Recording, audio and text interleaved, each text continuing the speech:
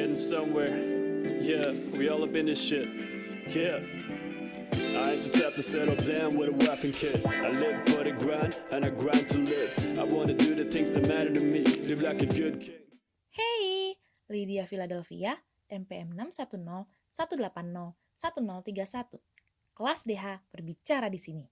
Saya sekarang tidak hanya sedang mendokumentasi kegiatan exposure, mata pelajaran agama Katolik, tetapi juga apresiasi orang-orang yang terlibat dalam exposure. Terdiri dari 2 kegiatan. Exposure dilaksanakan sepanjang Oktober akhir hingga November awal dan Desember akhir. Kira-kira sebulan.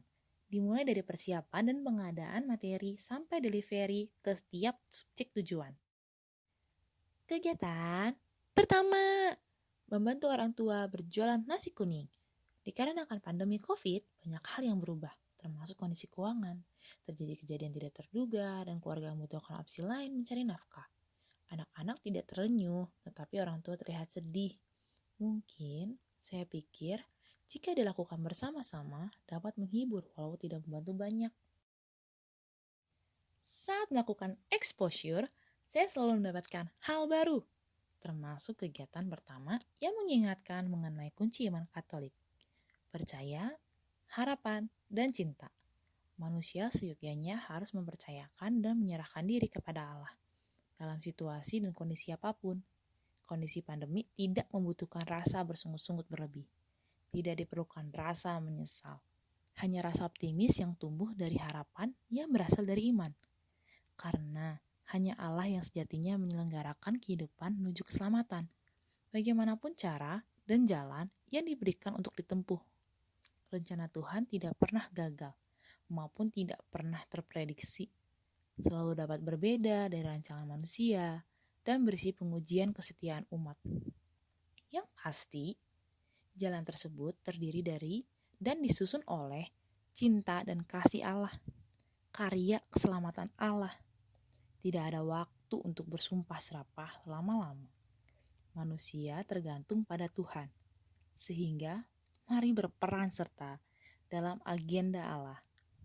Pun salah satunya pelaksanaan 10 perintah Allah yang keempat. Hormatilah ibu bapakmu. Nah, selanjutnya kegiatan kedua. Menyemangati teman-teman gereja, tim siaran online kebaktian minggu. Saya mempersiapkan masker, gelang, dan stiker anekdot untuk diberikan. Masker dipesan dari tante saya. Beliau seorang penjahit kebaya. Saat itu terdengar pesanan jahitan berkurang. Saya memang tidak berlebih, tetapi ingin tetap family support family. Desain gelang ini random, dibuat dari visual yang muncul saat pembuatan. Pembelian bahan-bahan juga dilakukan dengan menyesuaikan vibes rencana. Sayangnya, pemberian makna dengan link code QR juga tidak dapat terrealisasi sehubungan dengan pendeknya durasi.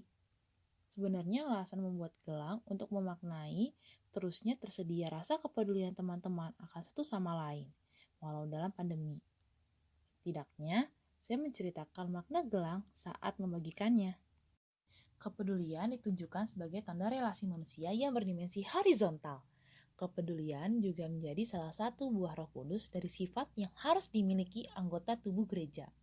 Seperti pesan dalam Kisah Para Rasul 1 ayat 7-8. Kiranya Roh Kudus berdiam dalam hati umat.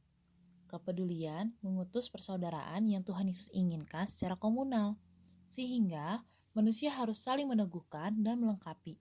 Seperti dalam Surat Yakobus 2 ayat 17, wujud dari persaudaraan dan kasih kiranya dinyatakan dalam perbuatan yang nyata, diiringi sikap pelayanan yang bertanggung jawab atas ajaran gereja.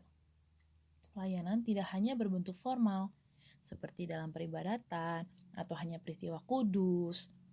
Pergaulan dengan sesama juga memiliki peran penting dalam pelayanan perwartaan secara tersirat melalui peristiwa keseharian. Selanjutnya, saya juga membuat stiker memberikan ruang untuk menertawakan kejadian terdekat seperti anekdot penggunaan masker yang tidak seharusnya dapat menjadi satir yang ringan. Stiker sangat disambut baik, teman-teman sangat menyukainya. Bahkan pada kebaktian minggu depan, ada yang meminta stiker satir lainnya. Pada akhirnya, Tidak hanya teman tim siaran kebaktian live streaming yang mendapatkan merchandise. Saya sengaja membawa 20 paket, walau tim siaran hanya terdiri tidak mencapai 10 orang.